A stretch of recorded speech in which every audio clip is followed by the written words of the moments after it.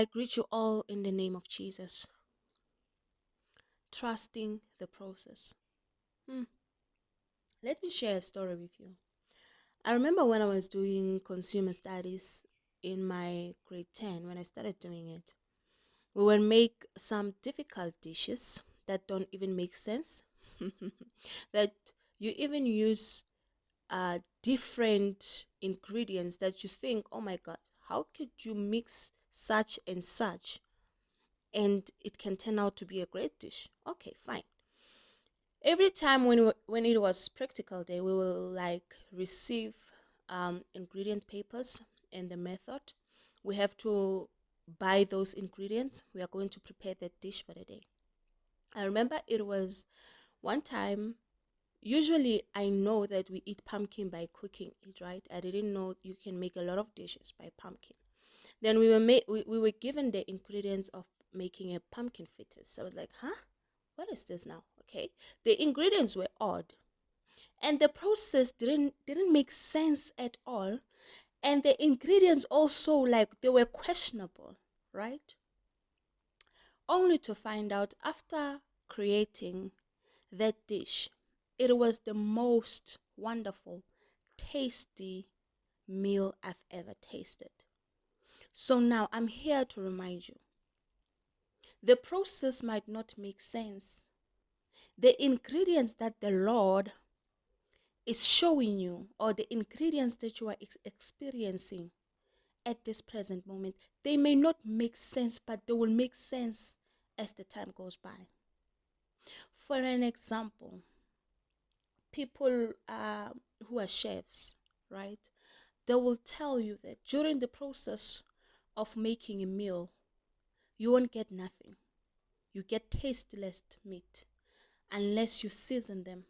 Unless when time goes by, you put some of your sauces or you bake or grill, whatever method that you are using, then after the dish is complete, it will all make sense. So I'm here to remind you that the process does not define the end product. The process are just the ingredients that are preparing you for the end product. When you read in Psalm 37, verse 23, it says that the steps of a good man are ordered by the Lord. Allow God to be the master chef of your life because He knows exactly what are the best ingredients to use, what are the best cooking method to use.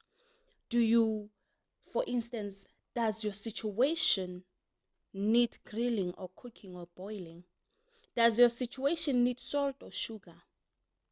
That is the practical example that I'm making. But then here it shows us that in order for you to be good in the eyes of God, in order for you to be good in yourself, meaning when you say good, good is something great, good is something positive. In order for you to see the positivity in you, to see the positivity in your situation, to see the good in you or the good in your situation, you have to allow God to order your steps.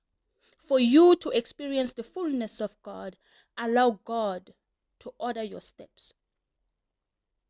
For instance, like when you are walking in the tunnel, you are trusting upon your instinct. Let's say it's a dark tunnel. You are trusting upon your human instinct. You know at the back of your mind, this tunnel will soon wear off. This tunnel, I'll soon be in the end of it. Because of why? It's humanly instincted. There's no tunnel that will go for eternal. There has to be an end to this tunnel. Allow God to be your instinct. Let God be the one who controls, who drives the car that you are driving. Allow God to be with you in the tunnel. Allow God to be your instinct while you are in the tunnel, to order your steps. Oh, this tunnel is so dark, but when God is ordering your steps, you will never fall. You will not tremble. Allow God and trust in the process. When you allow God to take control of your life. When you read in Isaiah 55, verse 8, it says, "For my thoughts are not your thoughts, neither are your ways my ways, saith the Lord. For as the heavens are higher than the earth, so are my ways higher than your ways, and my thoughts than your thoughts." I'm going to use this example of being a chef. A chef, when you are watching a chef creating a specific meal, the meal will not make sense at all because your thoughts are not his thoughts. His ways are not his ways.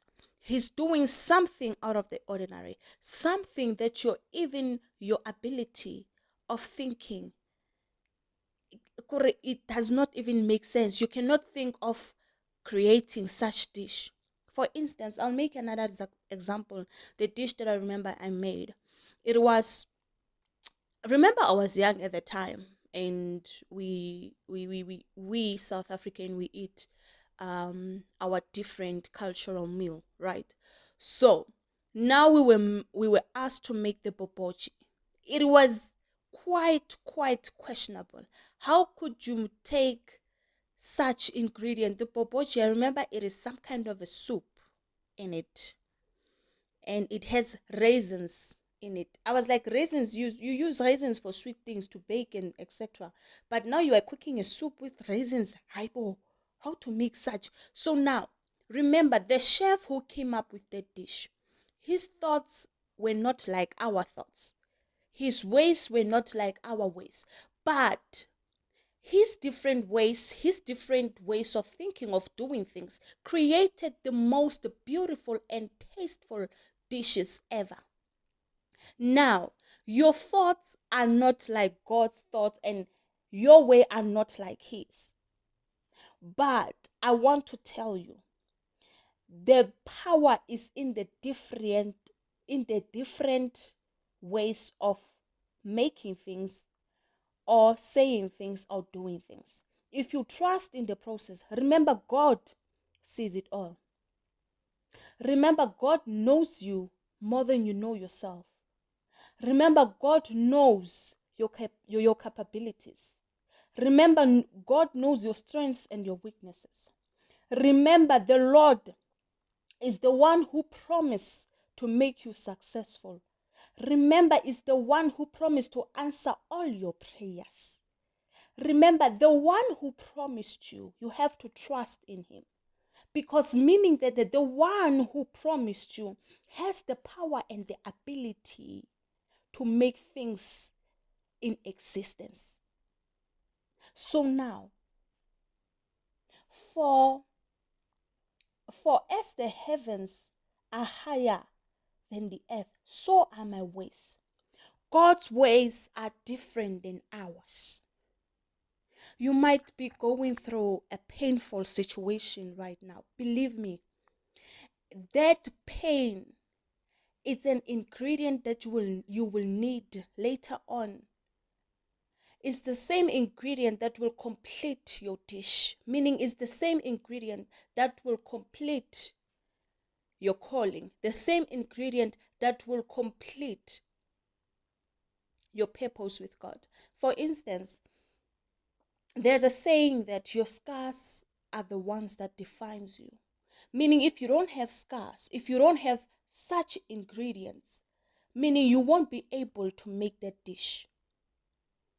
And remember, if you are a chef, some ingredients you'll have to go and fish. If you are going to make some fish, certain fish, you need a fresh fish. Some of them, they go to markets, but some of them, they prefer to fish for themselves.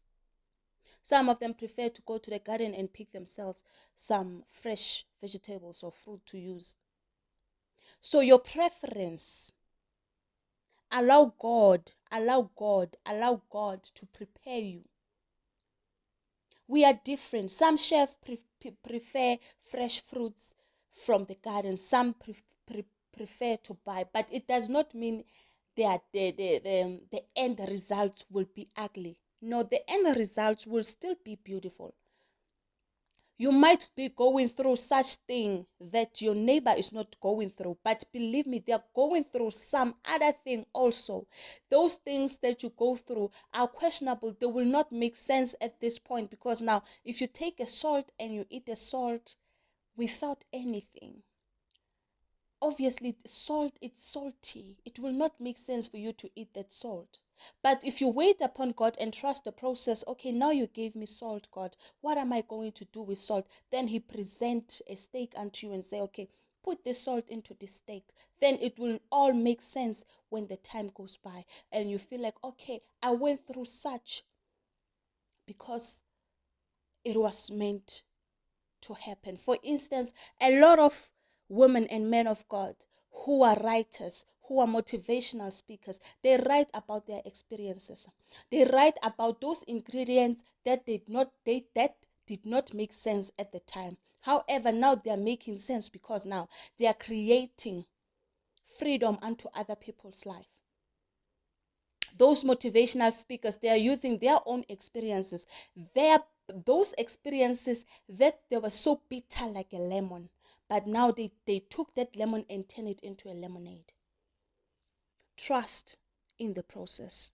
In continuation, when you read Romans 8 verse 28, it reads as it follows: and we know that all things work together for good, to them that love God, to them who are the called according to his purpose.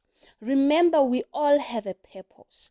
So when you are in the purpose of God, when you have your own purpose, your own mandate, remember that all things works together for your good.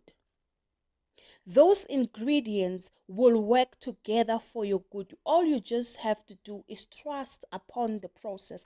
Remember, you are according to his purpose, so he knows what is best for you. So a fish trusts its master chef for it to turn into a great dish. A fish cannot cook itself. Oh, no. No way. A meat cannot cook itself. However, for the dish to turn out as a beautiful and tasteful dish and presentable dish, it trusts upon the chef. The chef is the masterpiece because now the chef has a purpose on the specific dish that is about to create. So let God be the chef of your life. Let God create the best meal out of you with the ingredients that you may define as bitter, the ingredients that you may define as hot, the ingredients that you may define as tasteless or uneatable. Like for an example, you cannot eat a raw rice. In order for you to eat a rice, you have to boil the water and pour the rice, and you cannot put your hand in the water because that water will burn you, meaning the ingredient that is used to soften the rice, it is hot, it is not nice. Just imagine if you were water and you had to be boiled, how painful it would be. Yes, but there's a process. Just imagine that you were a rice that you had to be put into a boiling water. Yes, it is a process. It is a painful process, but it will all make sense.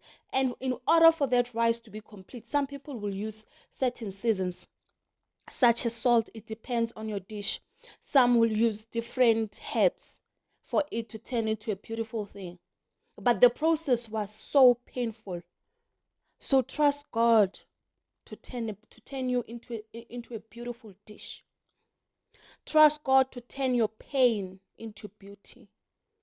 How many people who have testimonies about what they went through while growing up, what they went through in their elderly age, now they are setting other people free. Now they are helping other people to overcome such situations that they went through. So their pain turned into beauty because now it's giving other people freedom. trust in the process. Trust upon God. Allow God to take you through the necessary situations. Allow God to take you through the necessary things. Those scars are part of you. Be proud of your scars. Those scars are the ones that defines you. Those scars are the ones that are giving you the right to say, I have a testimony. Your scars are part of you. Embrace them. See the beauty in your scars. For God will soon reveal the reason why you are going through why you went through such situation. Your scars, if I can just say, your scars are the future weapon for the devil. Let's say you had you went through child abuse. You went through child abuse, right? So when I say it's going to be the weapon for the devil, if you see the beauty in it, yes, it was traumatizing. It was depressing at the time. You went through it. You have the scar of it. How many ladies and gentlemen that are you going to save with your story? Some of the kids are being abused, but they are not even aware it's an abuse. But once you stand up and you share your story, you are opening their eyes. You are giving them knowledge. It will not make sense now, but allow God to order your steps. Allow God to take you through what you are going through. And that pain, sooner or later, that scar, sooner or later, you will see the beauty in it. God bless you all.